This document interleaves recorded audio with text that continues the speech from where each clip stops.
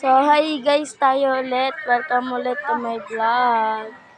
So, yan guys, nandito yung isa kong kapatid. Ito pa si Tiffany. Si Eka naman dyan. Kasi dyan naman po sila kuya nag-ML po sa loob.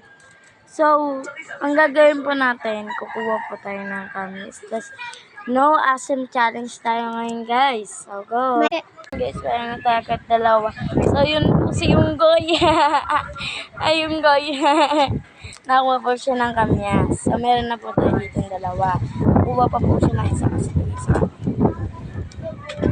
Guys, huwag ako sa kanila kasi tignan mo guys, mas malaki ang akin. Sa sumunod na hawak.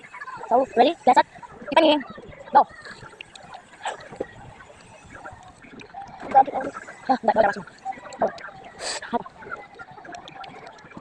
So, next round naman po mamaya guys, kakain mo po kami sila eh.